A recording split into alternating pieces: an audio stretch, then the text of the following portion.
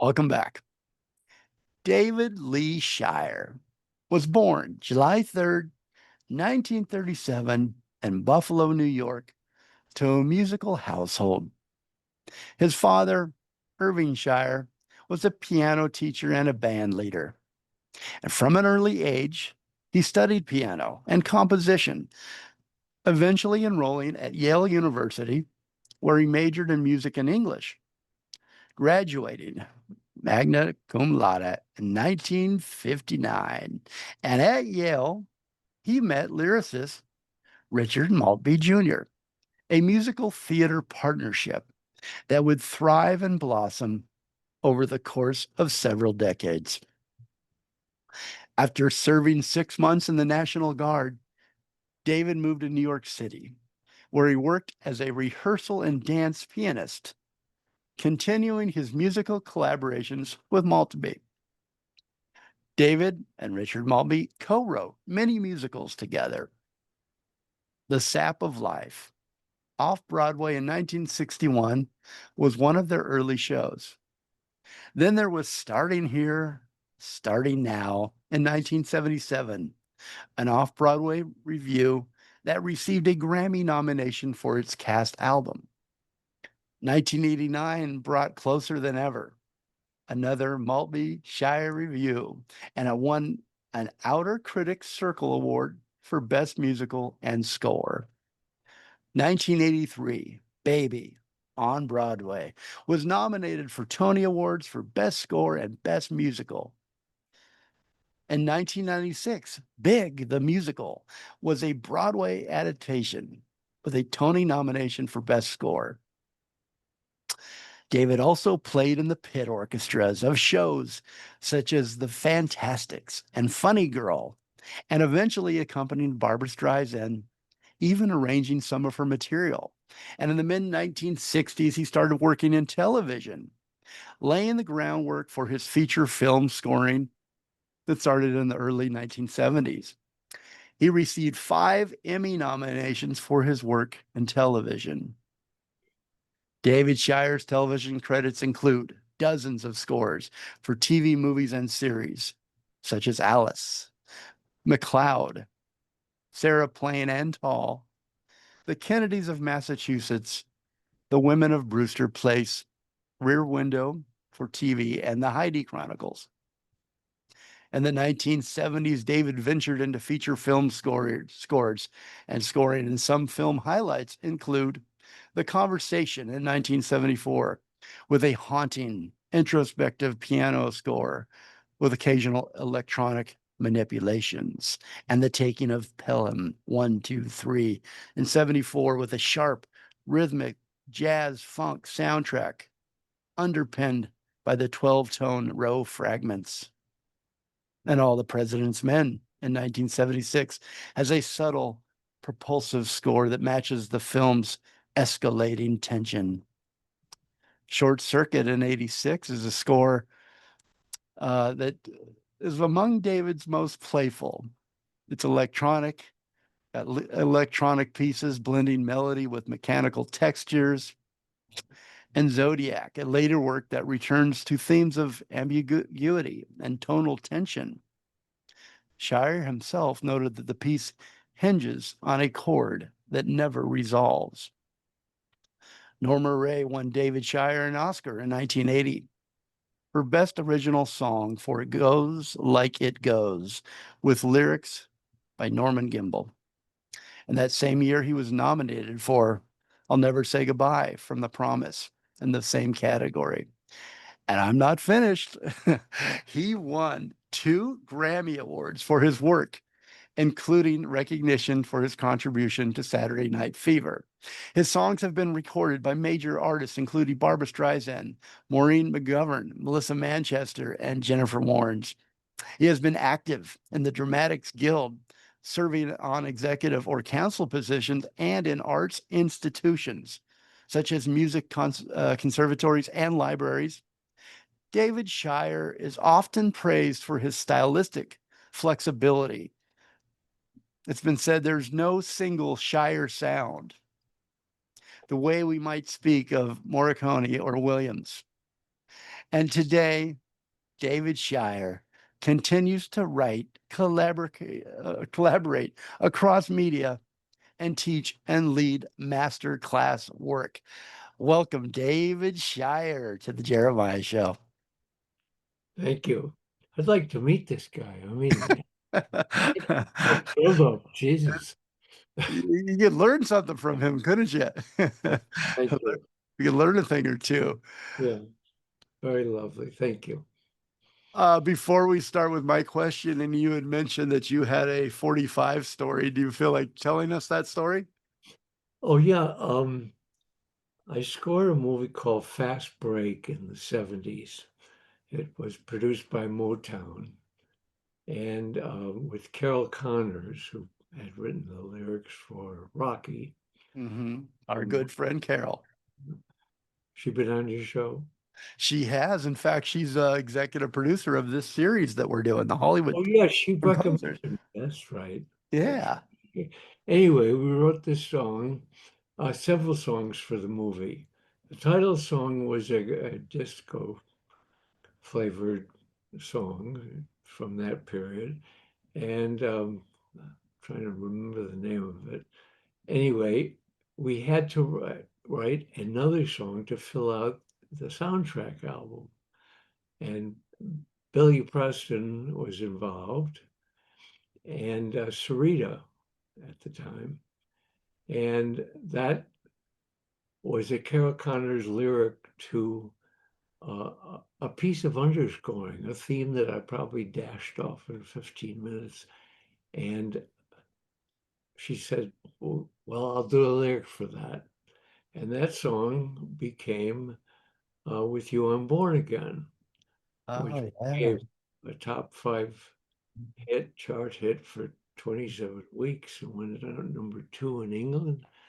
And the interesting story about the 45 is that Motown, thinking that the title song was the really hip thing, decided that would be the A side, and With You I'm Born Again would be the B side.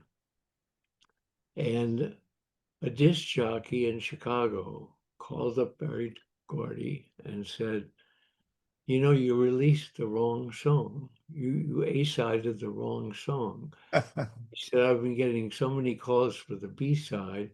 If you switch those sides, I will really get on that record. And that was the beginning of its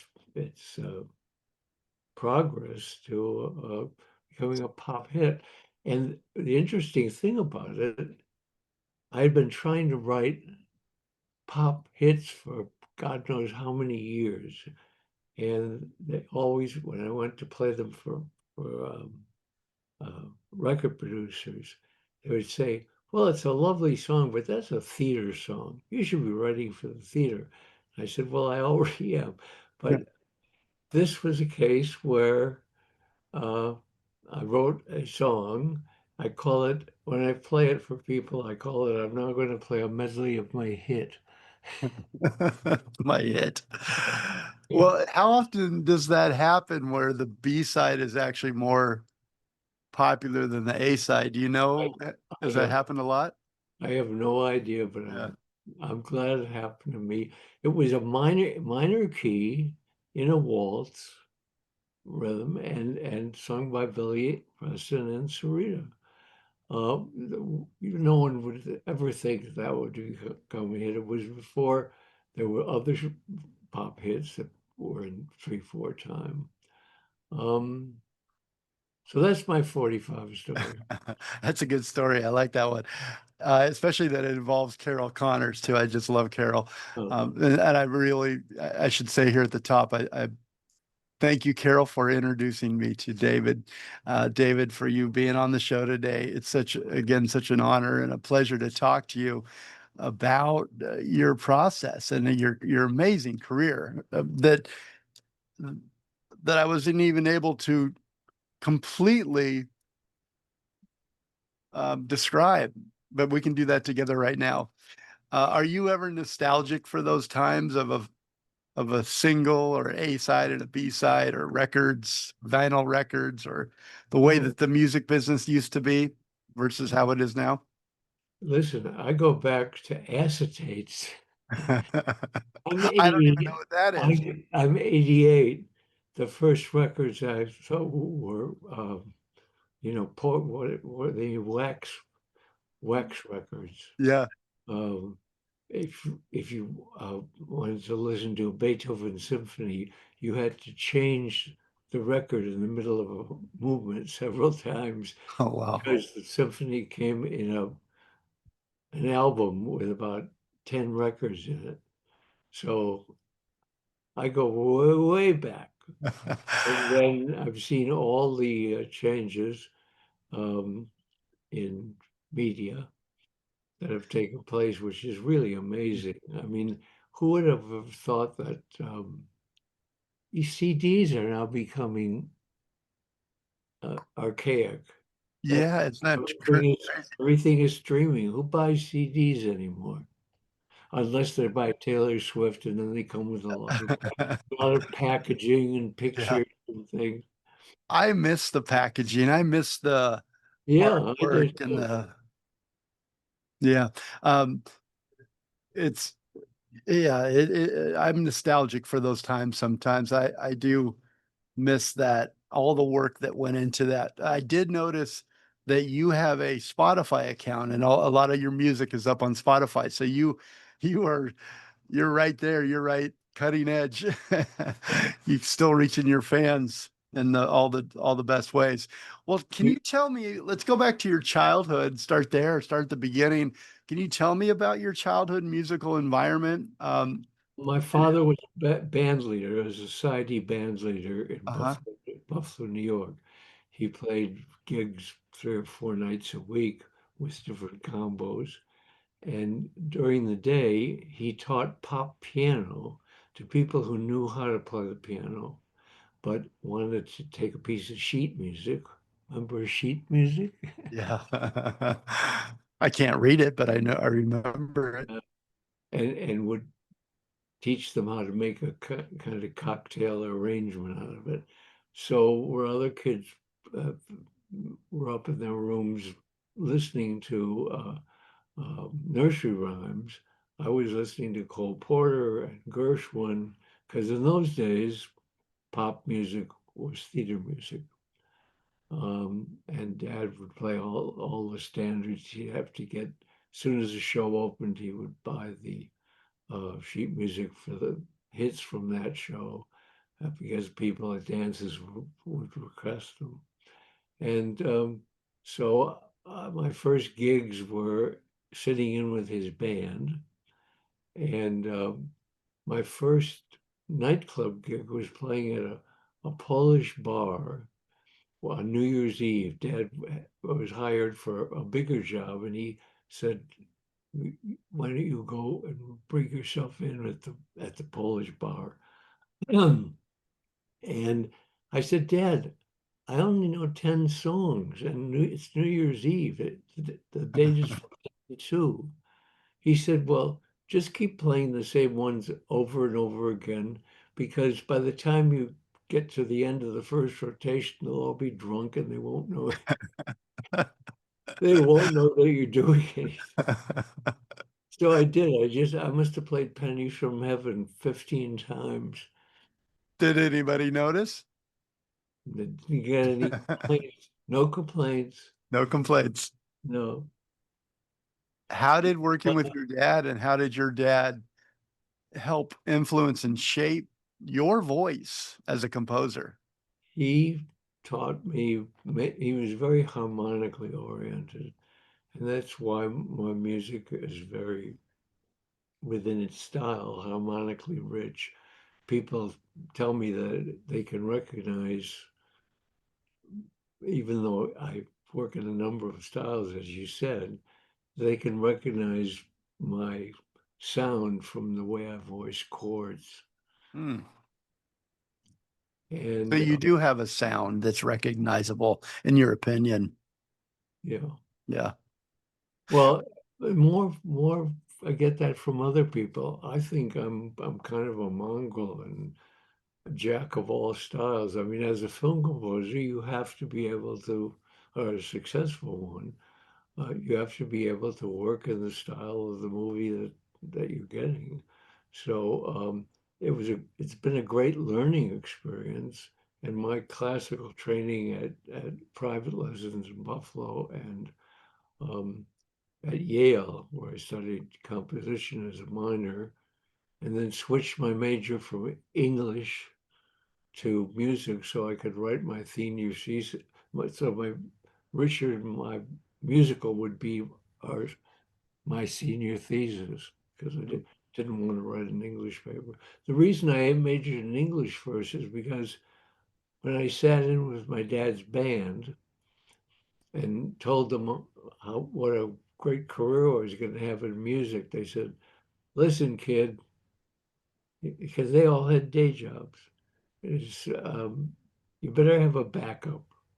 So I thought, well, I love reading, I love English.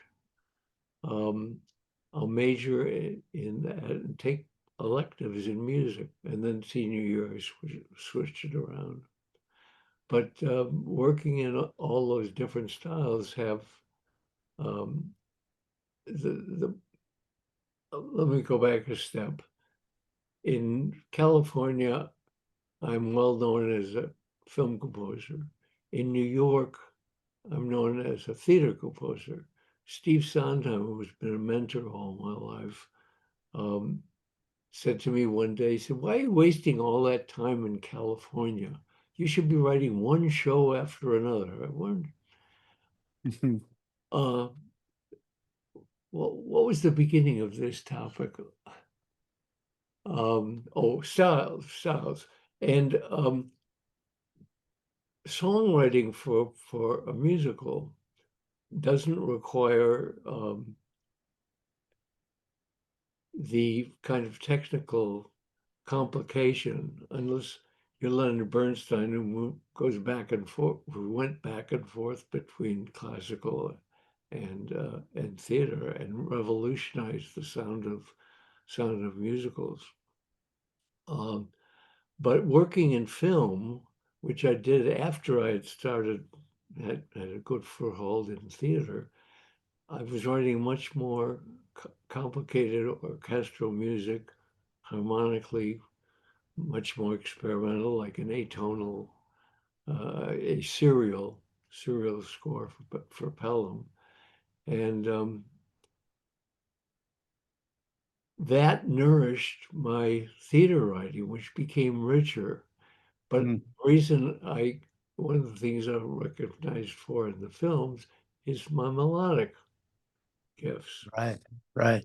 So the two nourished each other. People often ask me what's the difference between writing for movies and writing for um, theater. Say when you're writing for a movie, you're like a costume designer or a set designer. You're working for a director or a director writer like Francis Coppola or Alan Pakula. But when you're writing a musical in New York, those people are working for you or working, not where they're working for the producer, but they're they're they're working, their their work is trying to enhance what Richard and I have to Your work, yeah. in a musical. So that's the way the two have interacted very productively. The only problem has been that I've had to give up some really good movies because I was involved with a musical in New York and vice versa. So, but I don't regret it. I really, it was very exciting to work in film. Um, It's such a rich. and I'm still working in film. My wife probably knows Didi Khan, Mhm. played Frenchie in Greece. Good friend of your friend John, your ice cream friend John Travolta. And My ice cream friend. what do they call mud pies? Mud pies. Yeah, I've he was seen those. I've he seen. was not impressed. He was impressed enough to order one just to try it out, but that was it. Well, tell me about Richard Maltby Jr. I What was going drew to tell you? you that Didi has recently done a movie for Apple Films, which will Oh, be wow. next probably by the spring, and they've What's asked it me. called? It's called Actual Nobodies. It's a very low budget film, but she's the star, and uh, I'm We'll having have to promote that when she does that. So you're yeah. still Oh, working. yeah. They asked me to Did you score. score the film? I haven't seen it yet. They're going to send me a rough cut, but I've been working on Oh, ideas for it. oh Uh, wow. Look forward to that. Dee Dee and I have been married for 42 years, and Since 1984, is that correct? Do I have that number right? yeah. Well, we'll go back 2 years before that when we met. So we've been living together for 42 or 43 years. But forgot what I was going to say. But anyway, it's been wonderful. And oh, I'm very grateful for the chance to score the movie. I mean, they have practically no money for music, so it'll probably be a synthesized orchestral or chamber score. Um, Do you pick your projects for the payday, or is there a little bit of that and there's a lot of a love for the project? Do you fall in love with the project and feel like that you have it's for you that you have to be some of them, involved on some some of of them?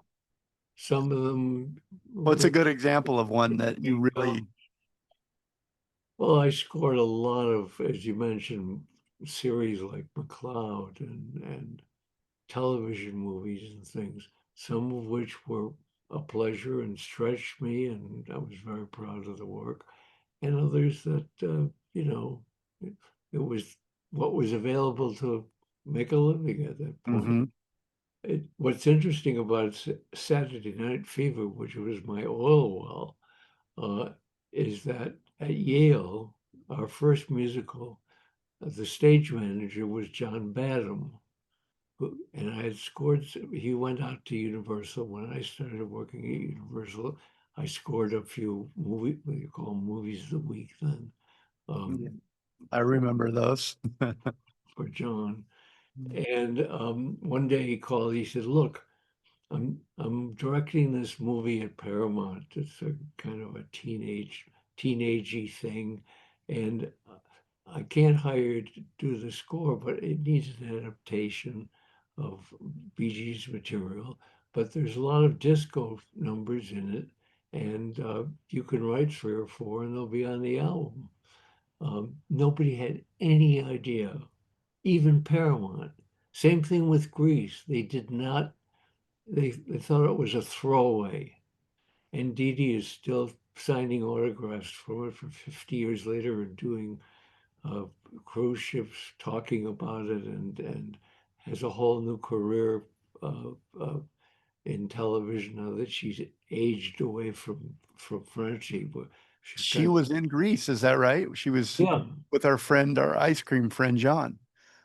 yeah. And they're very close friend Olivia Newton-John. They became great friends. And when I won my Oscar, it was presented to me by Gene Kelly um, and and Olivia, Wow. which was Wow. very interesting. And I hadn't even met the. Well, tell me about your friend Richard Maltby Jr. What drew you? I'm curious what drew you to that collaboration because you were both so prolific together. And how did your creative chemistry develop? And what drew you to him? And what drew you to that collaboration? What drew me to him and him to me was a common friend that he went to Exeter with, who happened to live next door to my room in another freshman dorm, and knew that I wanted to write musicals. And Maltby, he was a close friend of Maltby's, and Richard wanted to write musicals.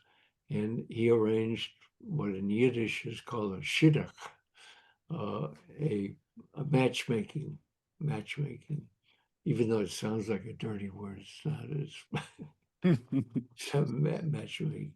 And he introduced us at a lunch in Freshman Commons, and we took immediate dislike to each other. I thought he was a preppy snob, and he thought I was a hick from Buffalo. And we were both right at the time, but we were the only game in town. Yale now has musical theater composing part of their one of the courses they offer, but they had nothing then.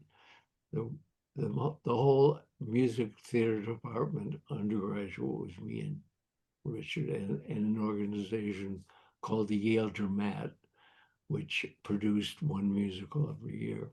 So we were the only game in town for each other to write a musical. So we wrote a few that we were the freshman and sophomore, and nothing happened with them. But junior year, we wrote a good one from which Autumn, the first record of Streisand's that she recorded of ours, came from. It was interesting. It was a musical adaptation of Cyrano de Bergerac. And the song Autumn was sung by Roxanne in a convent after Christian had, either Christian, Christian, her lover, had died. Mm. And someone pointed out that in convents, it was backed up by a male chorus, oohing and eyeing. And someone pointed out that in convents, they usually should have male choruses. But we didn't get any flack for it at the time. Well, I wanted do you mind if we kind of talk through some of your signature works and how you arrived at the compositions that you did, which makes them so memorable and so iconic? We could start maybe with Pelham. You used a blend of jazz, funk, and 12-tone elements, and I'm curious at how you arrived at those combinations. It was kind of desperation. I had studied, among other things, serial music. I wasn't planning on writing any for fun and profit. I don't listen to it very much. But talking about Pelham, I got the assignment and I was really stuck for two or 3 weeks. I write at the piano, and everything I was playing was lousy Lalo Schifrin, not lousy music that he wrote, but Mm-hmm. trashy imitations, because that was my model, that funk jazz sound.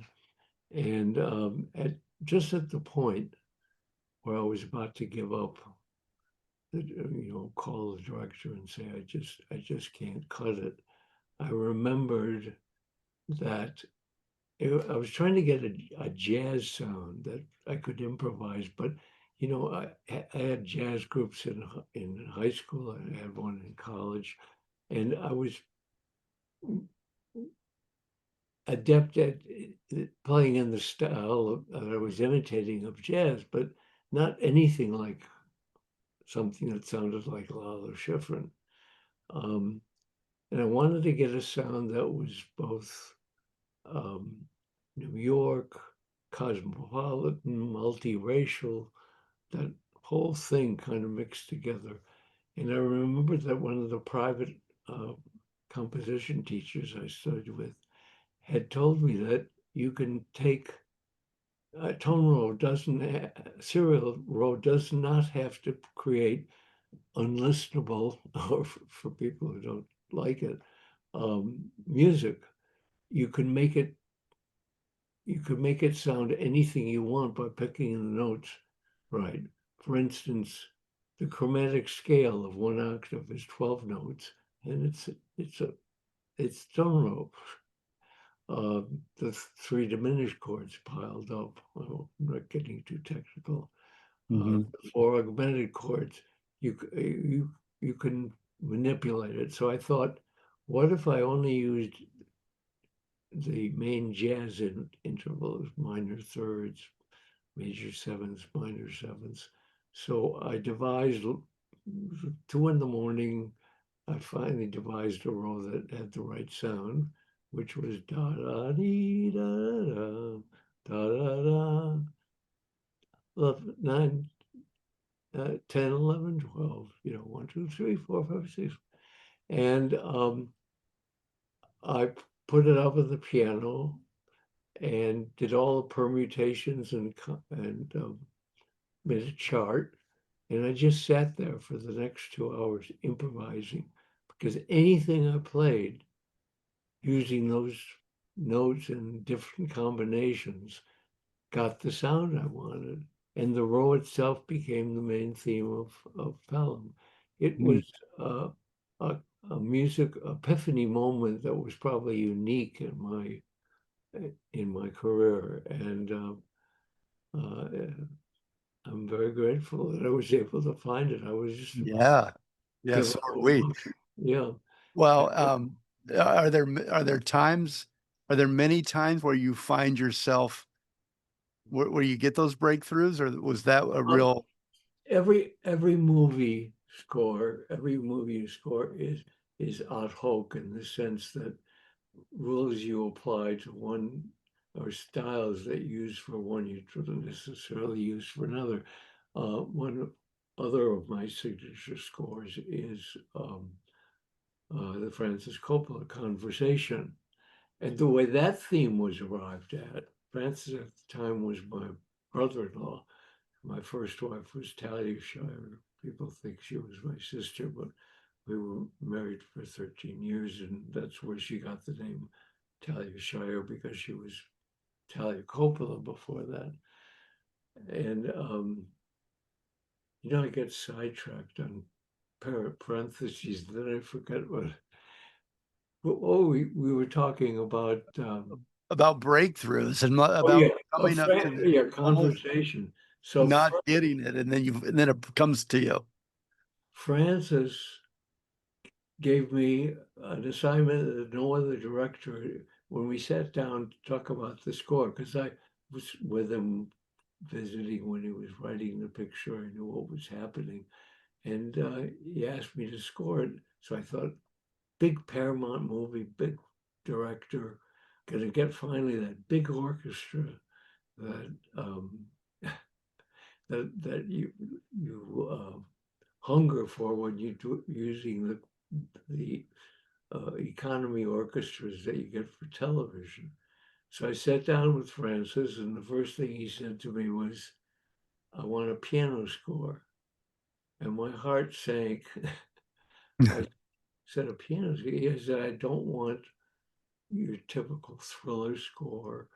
I don't want that kind of music or cops and robbers score thing. I want something that shows what I'm not showing on the screen, the interior of Harry Call." He says, "I'm going to give you an exercise. I want to free you from," he knew that I'd been, my training experience so far had been in television and those kinds of scores. He wanted us to think totally differently. So he said, "I want you to go back to New York." We were in San Francisco. I'll go back to LA, and I want you to write me 5 3-minute piano 3-minute piano pieces. I'm going to give you titles. None of them are scenes in the movie. Harry Call picks up his laundry. Harry Call goes to his class reunion. Harry Call visits his grandmother for Sunday dinner. For some reason, I never saved the list, but there were titles like that. So I went back.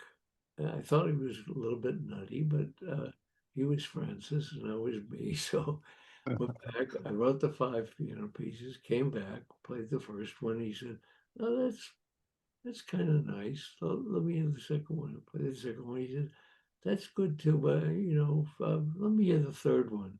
Play the third one. That's the theme from the conversation. Develop that, perfect it, and that became, and Did he ever listen to the fifth one? Or is it fourth and that's it? That's it. We love it. yeah, well, that was it. That was That it. was it. You got it. You nailed it. And your influences come from interesting places because I wish my piano were turned on. My electric piano was under the monitor where I compose. I wish that, what do I wish?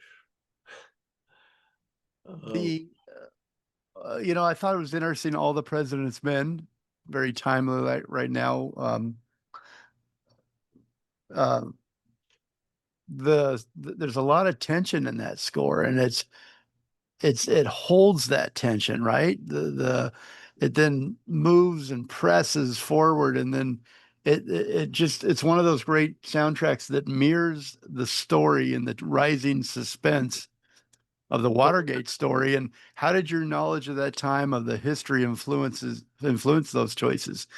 Well, Did you know how to kind of keep it going and keep it pushing forward and again, pushing the envelope? it was a movie that was hard to get into. When Bakula first showed it to me, I said, "What do you need a score for? It's so documentary and so powerful the way it is." He said, "No, no, no. Take a crack at the score." And you come over occasionally, I play him themes. None of them were home runs. So finally, he said to me one day, you thought it was a documentary, but it really is a story of two guys whose hearts are beating faster and faster as they pursue this goal. He said, that's the motor of the picture. And when you see the movie, the first music cue doesn't come in until 40 seconds into the picture. 40 minutes in the Library of Congress, where the camera goes up over the desk where the two of them were doing their research, because it was the first stylized visuals in the movie that was non-documentary. It was not the kind of thing you'd see in a documentary. And that allowed the music to get planted there. And then again, it was developing that thing, because once he made that remark about the heart beating faster and faster, I realized that I was looking for a rhythmic thing, like Mm. heartbeat, and that doom, doom, doom, Wow. doom, doom. So, talking about these 3 or 4 scores we talk about, you can see that every one is a different collection of influences Yeah. and directors who have totally different ways of dealing with a composer. Some movies, they show them to me with temp tracks on them, and when I got it,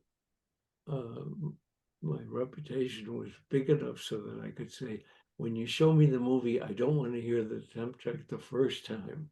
I want Right. to react to the movie with my emotions to it. And then I'm happy to listen with the temp track, because you may be directing. Usually the temp tracks are kind of what you would expect, a kind of generic. Although some movies have been temp tracked with music of mine, and I didn't get the job. It's Mm. kind of, they use trailers. They use music that they own from other movies as trailers for a movie. So I was sitting in a movie one day, and uh, the trailer came on for another movie, a big movie, and the Pella music was playing. It was your music. So I called my agent and I said, "What?"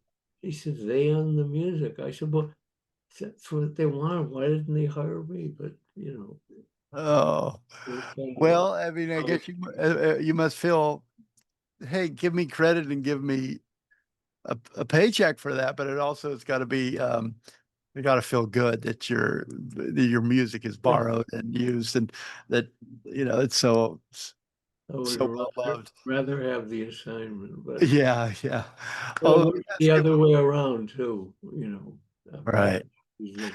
And when you listen to, you mentioned you listen to, don't show me, don't play it with temp music or anything else. Let me watch it as is and feel emotions and Yeah. feel what I feel at that time when you're watching and you get an inspiration or you feel something from what you're seeing on screen.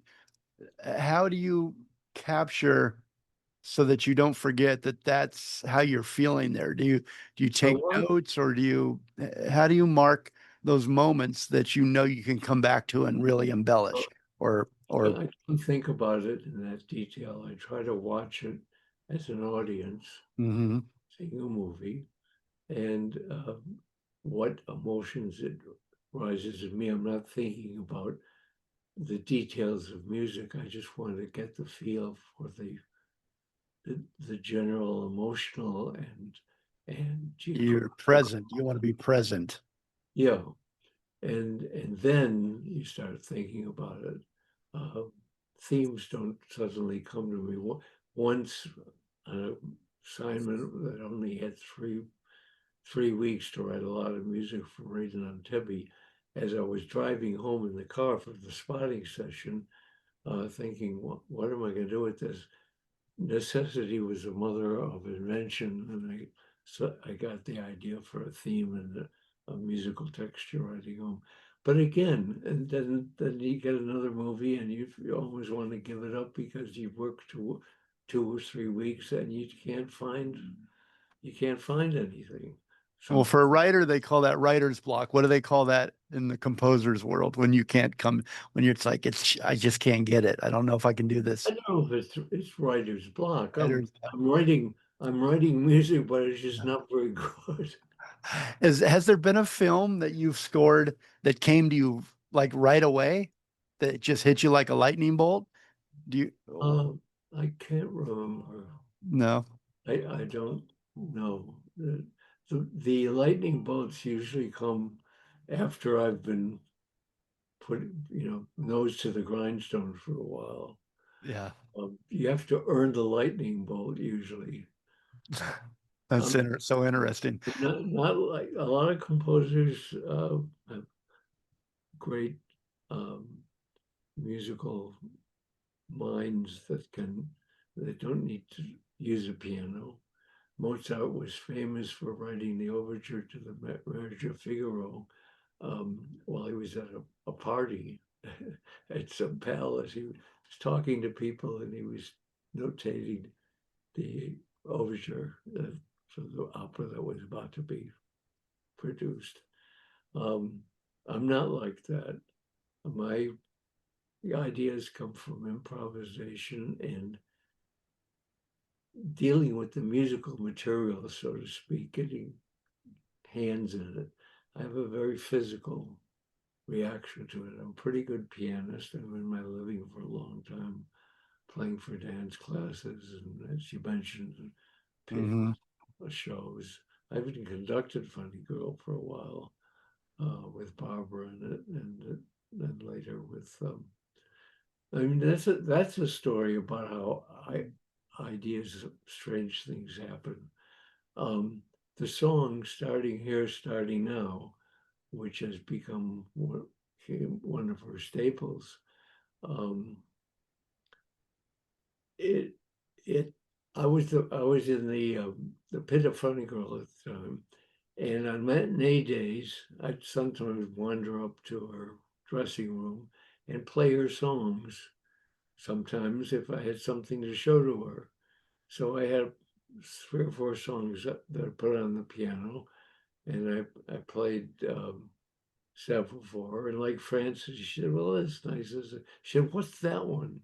I said, "Oh, that got on the wrong pile because it was written as a bossa nova for uh, in Camelot. You know, Anyway, and she said, well, let me hear it. So I played it for her. And she said, well, what if when you get to the end of the chorus, I hear a rising thing, she said, a rising thing going to a big modulation. And by the time I finished that hour in the dressing room, this ditty for Robert Goulet had become an aria for Barbra Streisand. But those are the things that happen. You know, music is very malleable.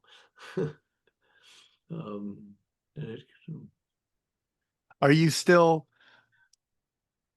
amazed at the magic of music? That using that story as an example, how things can happen and how things appear to you and how you're able to capture them and then take that and turn it into feeling and turn it into a score for a film that becomes a classic and that's you're involved in that and you it's because you're open and receptive to the music. Are you still do you still sometimes say, wow, I can't believe I'm in this business, or wow, I can't believe the so inspiration was the found that way? music has already been written. I have a composer friend who once said, I don't like writing music, I like having written music. And sometimes it's like that, you know, I sweated bullets for several of the movies we've talked about before the idea came. But yes, when I listen to something, in fact, I listen to things now that somebody mentions from 30 years ago. I have an assistant who works with me and gets my in my archives, and he'll come down with a piece of music and say, "Hey, listen to this," and he'll play it. And I said, "Yeah, who wrote that?" And he said, "You did." And you know, it's I've been around it a long time. Yeah.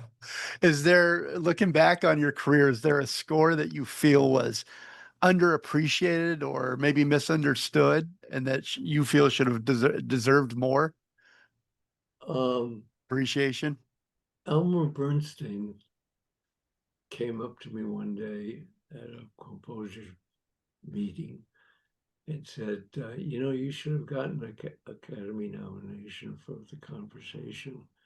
He said, "But you were the new guy in town, so usually they don't, you know." If I had written it probably 10 years later, well, but you know, the awards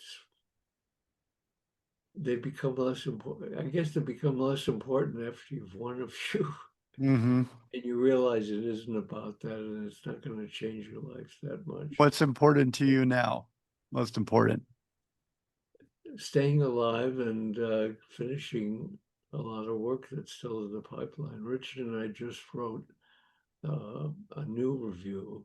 It's kind of the third, if we made a life trilogy of starting here, starting now, closer than ever. And this show is just called about time, because one's, you know, young people, others newly married and through problems of marriage.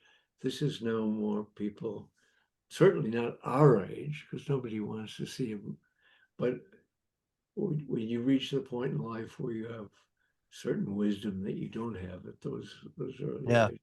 So we tried it out at a place in Connecticut called Good Speed, which is a well-known place for pre-Broadway or pre-off-Broadway shows. And it was very successful there.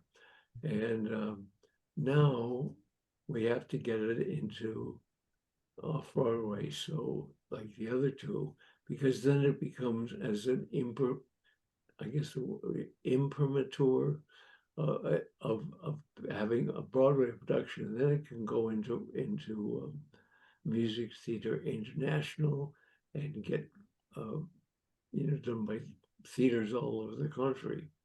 regional theaters and amateur theaters. Um, so to get it into New York, we have a theater waiting, 148 seat off Broadway theater. And if we don't raise um, between $500,000 and $700,000 in the next month or two, we're going to lose the theater. Can you believe that it now costs that much money to mount something with six performers and three musicians? Wow. $500,000. Can we put the word out is there any way that we can help with that cause, with that money Well, capital raise? Is there anything I can put out there for the listeners to help go to donate or help fund it? I don't think anyone's going to come up with the number of zeros we need on donations to get it. I don't think crowdfunding is going to do it. Our producer, who is a Broadway producer, is working on his contacts. We're working on ours. We're doing a two performances of the show at a nightclub in New York, 54 Below, a theater nightclub. Mm-hmm. Does things like that, inviting some big money people to that. We're recording in a couple of weeks a cast album, which will be a selling tool. We have a Now, where can we get tickets for those shows? A listener out there in New York or 54 Below website. 54 Below. Okay, and I'll put that in the podcast copy. Well, David, this is not fair. This little thing, this time clock that ticks away, and we're out of time, unfortunately. That's all Had right. such a great time with you, and I really appreciate some of the insight into some of these films. What's next, aside from what you've just mentioned, for you? What's on the horizon? The film with your wife next year, I know on Apple. What else are you working on that we should look out for that you're excited about? Right now, it's mainly the non-music writing work of getting that show into New York.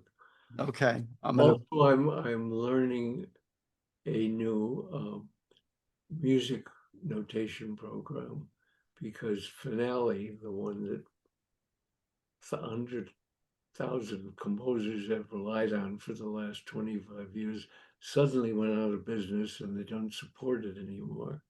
So I'm learning a new one called Oh, Darko. I have someone here who's tutoring me on that, and that takes a lot of time to get fluent with it. Um, and do you like learning something new, or is it difficult well, at this moment? it's difficult because you got to memorize a lot of keystrokes or just become fluent with them.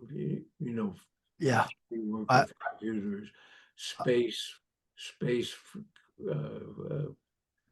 option Z. I've got a whole chart in front of me with 100 different combinations. I don't need to learn them all, but yeah, just I learned Finale 40 years ago in one summer um, because I had to. yeah. It just was And tough. now you have to learn this.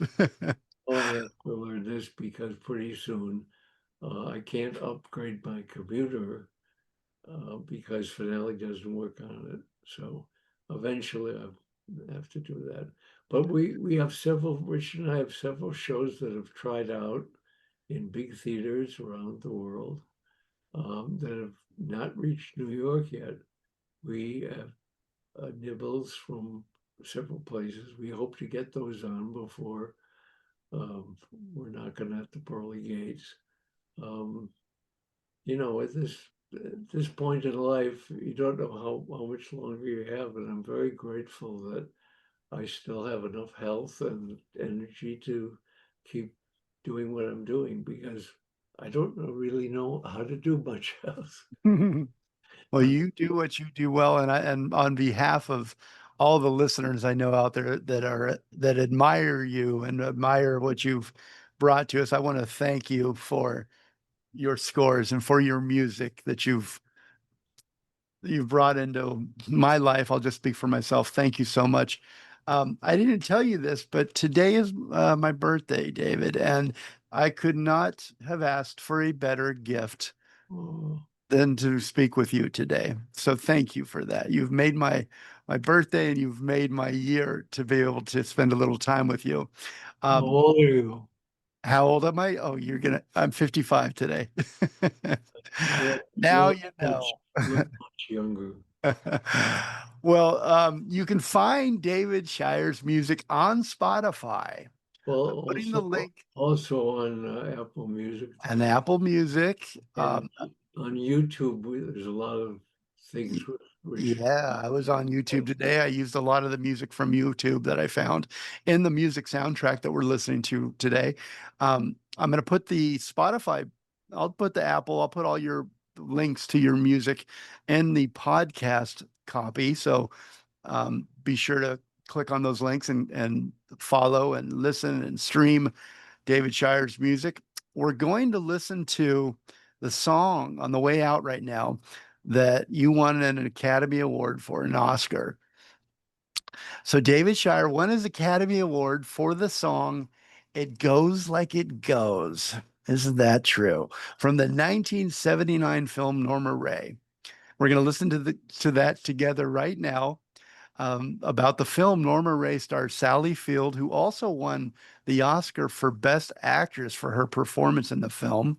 And the film tells the story of a Southern textile worker who becomes involved in a labor union activism. The category at the Oscars was Best Original Song. The year was 1980. It was the 52nd Academy Awards show. Norma Ray, the song, once again, is It Goes Like It Goes. Music by David Shire, lyrics by Norman Gimbel, performed by Jennifer Warnes. I want you to enjoy this in its entirety on the way out. And David, thank you once again. Thank you so much. Thank you. It's been a pleasure. Thank you. Communicate, but listen more and evolve. Everybody have a great week. I'll see you next week.